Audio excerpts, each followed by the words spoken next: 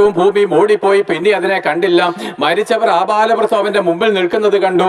പുസ്തകങ്ങൾ തുറന്നു, ജീവന്റെ പുസ്തകമെന്ന വേറൊരു പുസ്തകം തുറന്നു. മരിച്ചവർക്ക് ഓരോരുത്തർക്കും അവനവന്റെ പ്രവൃത്തിക്കൊത്തവണ്ണം ശിക്ഷാവിധി ഉണ്ടായി. അതേ പ്രിയപ്പെട്ടവരെ, മരിച്ച എല്ലാവർക്കും, കുഞ്ഞു കുട്ടികൾ മുതൽ മുതിർന്നവർക്ക് വരെയും, എല്ലാ മനുഷ്യരും എന്ന് വെച്ചാൽ പ്രധാനമന്ത്രി എന്നോ മുഖ്യമന്ത്രി എന്നോ ഇല്ല, തെരുവോരങ്ങൾ കഴിയുന്ന അനാഥന്മാരെന്നില്ല, എല്ലാവരുടെയും പാപത്തിന് മുഖപക്ഷം കൂടാതെ ശിക്ഷ വിധിക്കുന്ന ഒരു ദൈവമുണ്ടെന്നുള്ള കാര്യം നിങ്ങൾ അറിഞ്ഞിരുന്നുവെങ്കിൽ ഈ ഭൂമിയിൽ നമ്മൾ നീതിയോടെ ജീവിക്കുമായിരുന്നു, ഈ ഭൂമിയിൽ നമ്മൾ താഴ്മയോടെ ജീവിക്കുമായിരുന്നു, ഈ ഭൂമിയിൽ ദൈവത്തിന്റെ സൃഷ്ടിയായിരിക്കുന്ന മനുഷ്യർ തമ്മിൽ മതത്തിന്റെയും രാഷ്ട്രീയത്തിന്റെയും പേര് പറഞ്ഞ് തമ്മിൽ കൊന്നൊടുക്കുമായിരുന്നില്ല. എല്ലാവരും മരിച്ചതിന് ശേഷം ഒരു വ്യക്തിയുടെ മുമ്പിൽ കണക്ക് തീർക്കേണ്ട ദിവസം വരുമെന്ന് നിങ്ങൾ അറിഞ്ഞുകൊള്ളുവിൻ. അതൊന്ന് അറിയിക്കാൻ വേണ്ടിയിട്ടാണ് ദൈവം എന്നെ വിട്ടത്. ആകയാൽ പ്രിയപ്പെട്ടവരെ, യേശുക്രിസ്തുവിലുള്ള ദൈവസ്നേഹം ഞാൻ ഘോഷിച്ചോട്ടെ. നമ്മളെല്ലാവരും പാപം ചെയ്തവരാണ്. പാപം ചെയ്യാത്ത ഒരു വ്യക്തി പോലും എന്നെ കേൾക്കുന്നില്ല. നമ്മളെല്ലാവരും പാപം ചെയ്ത് ദൈവ തേജസ് നഷ്ടപ്പെടുത്തിയവരാണ്. ചെറിയവരെന്നോ വലിയവരെന്നോ ഇല്ല, അമ്പലത്തിലെ പോറ്റിയെന്നില്ല, പള്ളിയിലെ അച്ഛനെന്നോ തിരുമേനിയെന്നോ ഇല്ല, പ്രിയപ്പെട്ട ചെറിയവരെന്നോ വലിയവരെന്നോ ഇല്ല. എല്ലാവരും ഒരുപോലെ പാപം ചെയ്ത് പരിശുദ്ധനായിരിക്കുന്ന ദൈവത്തിന് മുമ്പിൽ കുറ്റക്കാരനാണ്. ദൈവം ഒരുവനേ ഉള്ളൂ, അവന്റെ നാമം പരിശുദ്ധനെന്നാകുന്നു. ആ പരിശുദ്ധനായിരിക്കുന്ന ദൈവത്തിന് മുമ്പിൽ പാപികളായിരിക്കുന്ന നമ്മളെല്ലാവരും എന്താണ്? കുറ്റക്കാരായിട്ട് തീർന്നിരിക്കുന്നു. ആ പാപിയായിരിക്കുന്നത് കൊണ്ട് നമ്മൾ പാപം ചെയ്യുന്നു. പ്രിയപ്പെട്ടവരെ, പാപം ചെയ്യുന്തോറും നമ്മുടെ ഹൃദയത്തിന്റെ സമാധാനം നഷ്ടപ്പെടുന്ന കാര്യം നിങ്ങൾ ചിന്തിച്ചിട്ടുണ്ടോ? ഓരോ വട്ടവും മറ്റൊരാളുടെ വഴക്കുണ്ടാക്കുമ്പോൾ, മറ്റൊരാളെ വെല്ലുവിളിക്കുമ്പോൾ, ഓരോ പാപം ചെയ്യുന്തോറും നമ്മുടെ ഹൃദയം കഠിനപ്പെട്ടിട്ട് നമ്മുടെ ഹൃദയത്തിലുള്ള സ്വസ്ഥതയോടെ നഷ്ടപ്പെട്ട് എല്ലാവരും കഠിനമായിരിക്കുന്ന നിരാശയിലേക്ക് കടന്നു പോവുകയാണ്.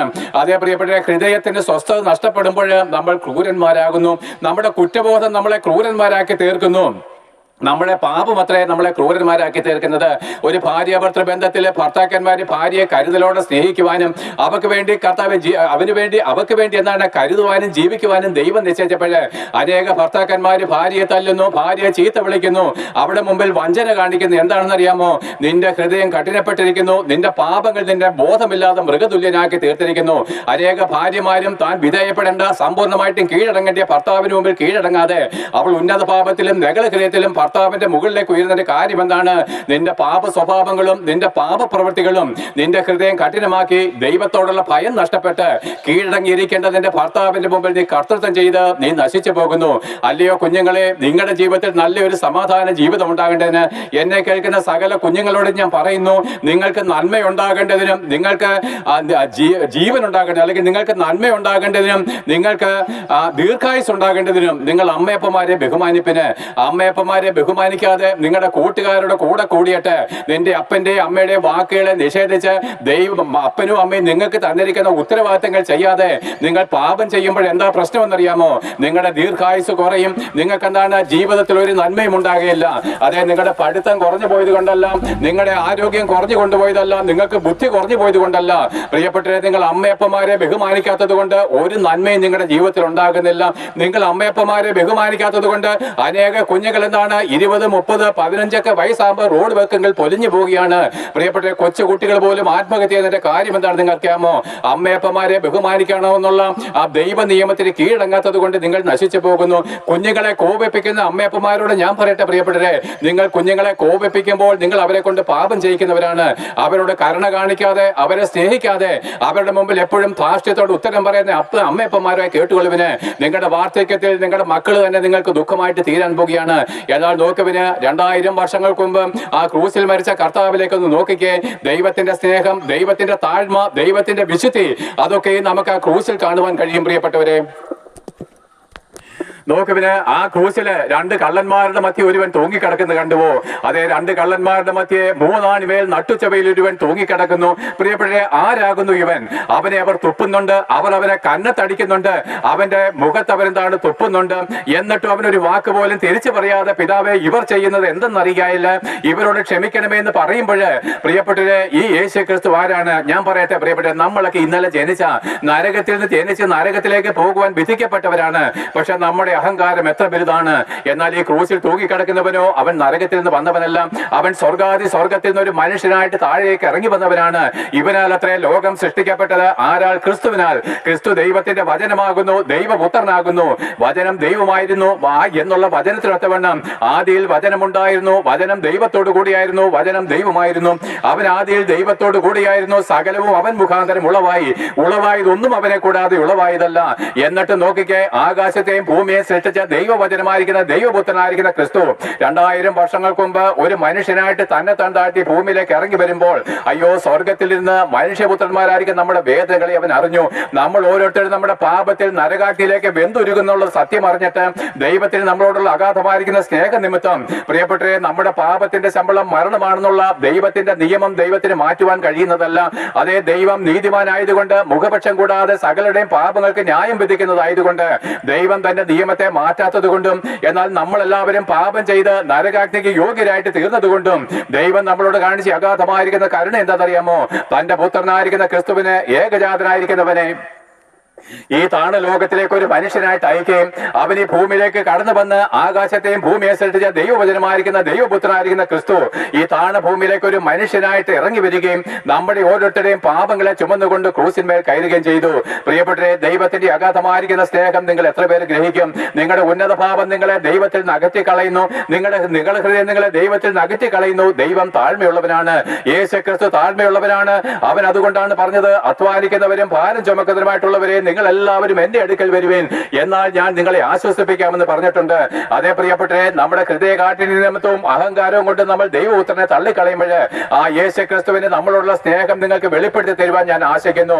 2000 വർഷങ്ങൾക്ക് മുമ്പ് അവൻ ഭൂമിയുടെ മധ്യഭാഗമായിരിക്കുന്ന യെരുശലേമില് ആ ഗോൽഗോഥ മലമുകളില് ആകാശത്തിനും ഭൂമിക്കും മധ്യേ ദൈവത്തിനും മനുഷ്യർക്കും ഇടയിൽ നിന്നുകൊണ്ട് 2 കള്ളന്മാരുടെ മധ്യേ 3 ആണിമേൽ അവൻ നട്ടുച്ചവയിൽ തൂങ്ങിക്കിടന്നുകൊണ്ട്, എന്റെ ദൈവമേ നീ എന്നെ കൈവിട്ടത് എന്തേന്ന് നിലവിളിച്ചുകൊണ്ട് തന്റെ പ്രാണനെ ഉപേക്ഷിച്ച് കളയുമ്പോൾ അവന്റെ ഹൃദയത്തിൽ നമ്മുടെ ഓരോരുത്തരുടെയും രൂപം പതിഞ്ഞിരുന്നു.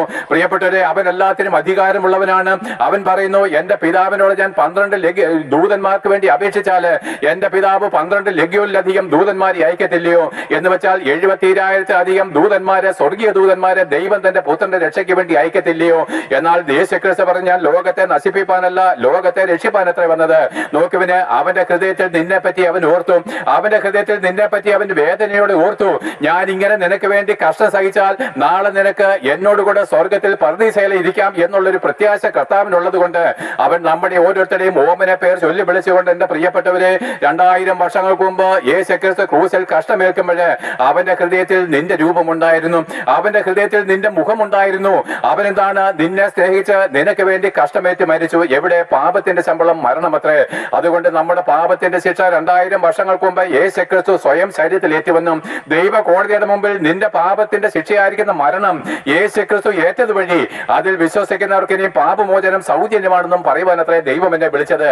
അതേ നൂറ്റാണ്ടുകളായിട്ട് നിങ്ങൾ അനുവർത്തിച്ചു വന്ന ആചാരങ്ങൾക്കോ വഴിപാടുകൾക്കോ യാഗങ്ങൾക്കോ നിങ്ങളെ പാപികൾ എന്നുള്ള അനുഭവത്തിൽ നിന്ന് വേർപെടുത്തുവാൻ കഴിഞ്ഞിട്ടില്ലെങ്കിലും ആ പാപ സ്വഭാവം ഉള്ളത് കൊണ്ട് നമ്മൾ മദ്യപിക്കുന്നു. പ്രിയപ്പെട്ടവരെ, മദ്യപാനി ദൈവരാജ്യം അവകാശമാക്കത്തില്ല, വിഗ്രഹാരാധികൾ ദൈവരാജ്യം അവകാശമാക്കത്തില്ല, ദുർമാർഗികൾ ദൈവരാജ്യം അവകാശമാക്കത്തില്ല.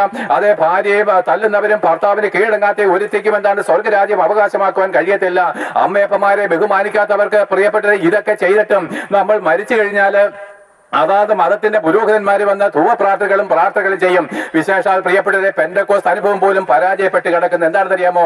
ഏത് പാപത്തിലെ വിശ്വാസത്തിൽ വന്നിട്ട് ദൈവത്തെ തള്ളിക്കളഞ്ഞ് മദ്യപാനത്തിൽ കടന്നോ, ദൈവത്തെ വിട്ടുകളഞ്ഞ് അന്യാരാധന ചെയ്തുകൊണ്ടോ പാപം ചെയ്ത് മരിച്ചു പോകുന്ന ഒരു പെന്തക്കോസ്തുകാരന് വേണ്ടി അവന്റെ പാസ്റ്ററും അവന്റെ സമൂഹം പറയും, ഇവൻ സ്വർഗത്തിൽ പോകുമെന്ന് ഒരു നാളുമില്ല. പ്രിയപ്പെട്ടവരെ, അതുകൊണ്ട് പ്രിയപ്പെട്ടവരെ, മാനസാന്തരവും സ്നാനവും ആവശ്യമാണ്. അതിനുശേഷം നീതിയോടുള്ള ജീവിതം ആവശ്യമാണ്. പ്രിയപ്പെട്ടവരെ, ദൈവത്തെ ഭയപ്പെട്ട് അവന്റെ ഇഷ്ടങ്ങളൊക്കെ ചെയ്ത് കർത്താവിന്റെ വിശുദ്ധിയിൽ നമ്മൾ ജീവിക്കുന്നെങ്കിൽ നമ്മൾ സ്വർഗത്തിൽ പോകും.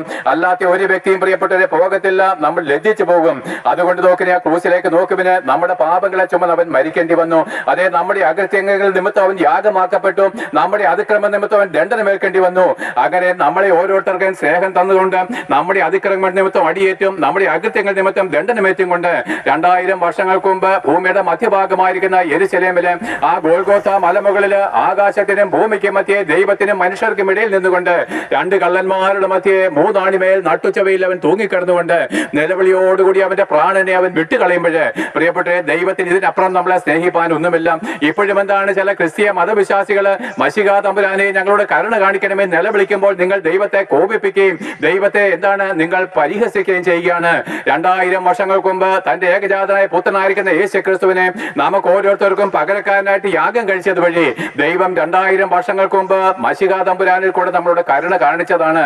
അത് വിശ്വസിപ്പാൻ മനസ്സില്ലാതെ നീ ഇന്നും പാപിയുമായിട്ട് തന്നെത്താൻ അടിക്കുമ്പോൾ ദൈവത്തിന്റെ ക്രോധമദ്യം നീ കൊടുക്കുകയാണ്. ആ യേശു ക്രിസ്തു ക്രൂശിൽ മരിച്ചു. അവൻ നമ്മുടെ പാപത്തിന്റെ പരിഹാര ബലിയായിട്ട് മരിച്ചത് വഴി ഇതാ ദൈവം അന്നുവരെ നടന്ന എല്ലാ യാഗങ്ങൾക്കും ഉത്തരം യേശു ക്രിസ്തുവിന്റെ ക്രൂശിൽ നടന്നു.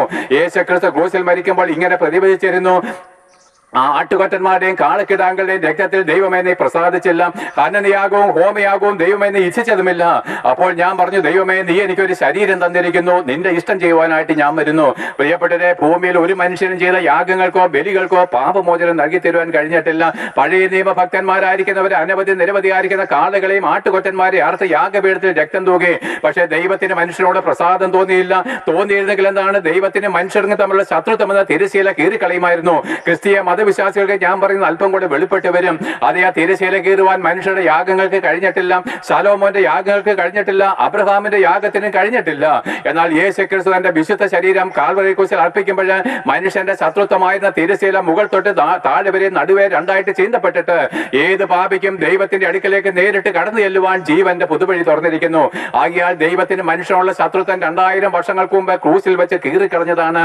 അതൊന്ന് വിശ്വസിപ്പാൻ നമുക്ക് മനസ്സില്ലാത്തത് കൊണ്ട് നൂറ്റാണ്ടുകളായിട്ട് നമ്മൾ പാപികളും ദോഷികളുമായിട്ട് നരകാഗ്നിയിലേക്ക് ഒടുങ്ങിപ്പോകുന്നു. ആ ക്രൂശില തിരശ്ശീല കീറിക്കളഞ്ഞത് വഴി ആ തിരശ്ശീല രണ്ടായിട്ട് കീറിക്കളഞ്ഞുകൊണ്ട് ആണ്ടിലൊരിക്കൽ മഹാപുരോഹിതന്മാർ മാത്രം ഭയപ്പെട്ടുകൊണ്ട് അവർ കടന്നു പോകുന്ന അതിവിശുദ്ധ സ്ഥലത്തേക്കുള്ള പാത ഇതാ സൗജന്യമായിട്ട് തുറന്നു തന്നിരിക്കുന്നു.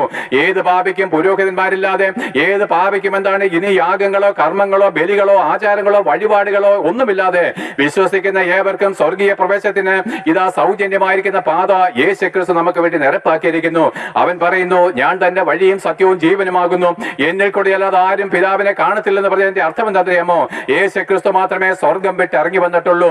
ആ സ്വർഗം വിട്ട് ഇറങ്ങി വന്ന യേശു ക്രിസ്തുവിനെ മാത്രമേ സ്വർഗത്തിലേക്ക് നമ്മളെ കൊണ്ടുപോകാനുള്ള വഴി അറിയത്തുള്ളൂ. മറ്റാരും സ്വർഗത്തിൽ നിന്ന് വന്നിട്ടില്ല. അതുകൊണ്ടാണ് തത്വജ്ഞാനികളും എല്ലാ മതവിശ്വാസികളും പറയുന്ന കാര്യമുണ്ട്, ദൈവത്തിന്റെ അടുക്കലേക്ക് പോകുവാൻ ആ മല വഴി കയറണം, ഈ പുഴയിൽ മുങ്ങണം എന്നൊക്കെ പറഞ്ഞ് നമ്മൾ നിരവധിയായിരിക്കുന്ന ഉപദേശങ്ങൾ തരും. നല്ല കാര്യങ്ങൾ ചെയ്യണം. ഇതെല്ലാം പ്രിയപ്പെട്ടവരെ ദൈവത്തെ അറിയാത്തവരുടെ ഉപദേശങ്ങളാണ്. എന്നാൽ യേശു ക്രിസ്തു പറഞ്ഞു, ഞാൻ സ്വർഗത്തിൽ നിന്ന് ഇറങ്ങി വന്നവൻ, സ്വർഗത്തിലേക്ക് നിങ്ങളെ മടക്കി കൊണ്ടുപോകാൻ വഴി അറിയാവുന്ന ഏക വ്യക്തി ഞാനാണ്. ആകിയാൽ എന്റെ കരങ്ങൾ പിടിച്ചുകൊള്ളുവിന്. അവന്റെ മുഖത്ത് നോക്കിയവരാലും ലജ്ജിച്ചു പോയിട്ടില്ല, അവരുടെ മുഖമോ പ്രകാശിതമായി നെടിയിരിക്കുന്ന വണ്ണം. ആ സ്വർഗത്തിലേക്കുള്ള ഏക വഴി യേശു ക്രിസ്തു മാത്രമാണ്. എന്നാൽ നോക്കുവിന് ആ യേശു ക്രിസ്തു കാൽവരി ക്രൂശിൽ മരിക്കുമ്പോൾ യാഗം നിർത്തലാക്കിയെന്ന് ഞാൻ പറഞ്ഞുവല്ലോ, ശത്രുത്വത്തിന്റെ തിരശ്ശീല കീറിക്കളഞ്ഞുവെന്ന് ഞാൻ പറഞ്ഞുവല്ലോ. എന്നാൽ യേശു ക്രിസ്തു ആ അടക്കപ്പെട്ടുവെങ്കിലും മരണത്തെ ജയിച്ച് 3-ാം ദിവസം ഉയർത്തെഴുന്നേറ്റത് വഴി ആ യേശു ക്രിസ്തു ആരാണ്? അവൻ ലോകത്തെ ജയിച്ചവൻ, മരണത്തെ ജയിച്ചവൻ, അവൻ സാത്താനെ ജയിച്ചവൻ. ഇതാ ആ യേശു ക്രിസ്തു ഭൂമിയുടെ ഏകാധിപതിയായിട്ട് മടങ്ങി വരുന്നു. എന്റെ പ്രിയപ്പെട്ടവരെ, ഉന്നത പാപങ്ങളെ താഴ്ത്തിക്കൊള്ളുവിന്, നേകള ഹൃദയങ്ങളെ താഴ്ത്തിക്കൊള്ളുവിന്, അദ്ദേഹം ജാതി മത ഭേദമല്ലേ യേശു ക്രിസ്തുവിലേക്ക് മാനസാന്തരപ്പെട്ട് തിരിഞ്ഞുകൊള്ളുവിന്. നമ്മുടെ രാജാവ് അവൻ ദഹിപ്പിക്കുന്ന അഗ്നിയായിട്ട് ഭൂമിയുടെ ഏകാധിപതിയായിട്ട് മടങ്ങി വരുമ്പോൾ ഇനി അവൻ ക്രൂശിൽ മരിപ്പാനല്ല, ഇനി പാപികളുടെ കരങ്ങളാൽ അടിയേൽക്കുവാനല്ല, പാപികളുടെ വായിലെ തുപ്പലേറ്റ് ആ ക്രൂശിൽ മരിപ്പാനല്ല അവൻ മടങ്ങി വരുന്നത്. അവൻ സർവ്വഭൂമിയുടെയും ഏകാധിപതിയായിട്ട് അവൻ മടങ്ങി വരുമ്പോൾ ഇതാ ദൈവവചനം പറയുന്നു, എന്താണ് സകല മുഴങ്കാലും എന്റെ മുമ്പിൽ മടങ്ങും, സകല നാവും യേശു ക്രിസ്തു കർത്താവെന്ന് പിതാവായ ദൈവത്തിന്റെ മഹത്വത്തിനായിട്ട് ഏറ്റുപറയും. അതേ പ്രിയപ്പെട്ട സകലരും അവന്റെ മുമ്പിൽ എന്താണ് അടിവണങ്ങുന്ന രാജാതി രാജാവായിട്ട് യേശു ക്രിസ്തു മടങ്ങി വരുമ്പോൾ അവന്റെ മുമ്പിൽ നിൽപ്പാൻ നിങ്ങൾ യോഗ്യത നേടേണ്ടതിന് നിങ്ങൾ എന്ത് ചെയ്യണം? മാനസാന്തരപ്പെടണം. എന്റെ പ്രിയപ്പെട്ടവരെ, നേർച്ച കാഴ്ചകൾക്ക് ദൈവത്തിന് ആവശ്യമില്ല, നിന്റെ പൊന്നും വെള്ളിയും ദൈവത്തിന് ആവശ്യമില്ല, നീ സമയവും കാലവും നോക്കുന്നതും ദൈവത്തിന് ഇഷ്ടമല്ല. പിന്നെയോ അവൻ ആഗ്രഹിക്കുന്ന ഒറ്റ കാര്യമുള്ളൂ, നീ മനം തിരിയണം, നിന്റെ ജീവിതം യേശു ക്രിസ്തു വേണ്ടി സമർപ്പിക്കണം. ഇന്നേ വരെ പാപമോചനം നൽകി തരുവാൻ കഴിയാത്തതിന്റെ പിതൃപാരമ്പര്യങ്ങളും മതഭക്തികളും പാരമ്പര്യങ്ങളും പൗരോഹിത്യങ്ങളും നീ തള്ളിക്കളഞ്ഞ് നിനക്ക് വേണ്ടി സ്വർഗം വിട്ട് ഇറങ്ങി വന്ന് കഷ്ടമേറ്റ് മരിച്ചുയർത്തെഴുന്നേറ്റ ഈ യേശു ക്രിസ്തുവിനെ ഏകരക്ഷകനും ഏക കർത്താവും ഏക ദൈവമായിട്ട് അംഗീകരിച്ച് അവനെ മാത്രമേ ആരാധിക്കാവൂ എന്നുള്ള ദൈവ നിയമത്തിലേക്ക് വരണമെന്നുള്ളതാണ് മാനസാന്തരം കൊണ്ട് ആഗ്രഹിക്കുന്നത്. അതെ, ഇന്നേ വരെ നീ ചെയ്ത ധൂവപ്രാ പ്രാർത്ഥനയ്ക്കോ ഇന്നേ വരെ നീ ചെയ്ത വഴിപാടുകൾക്കോ യാഗങ്ങൾക്കോ തീർത്ഥയാത്രകൾക്കോ പദയാത്രകൾക്കോ നൊയമ്പുകൾക്കോ ഒന്നും പാപി എന്നുള്ളൊരു അനുഭവത്തിൽ നിന്നെ രക്ഷിപ്പാൻ കഴിയത്തില്ലെങ്കിൽ അടുത്ത 100 വർഷം നീ അത് ചെയ്താലും നിന്റെ ജീവിതത്തിൽ ഒരു മാറ്റവും വരുത്തില്ലെന്ന് മാത്രമല്ല ഓരോ വർഷം കഴിയുന്തോറും നിന്റെ ജീവിതത്തിന്റെ വേദനകൾ വർദ്ധിക്കുകയാണ്.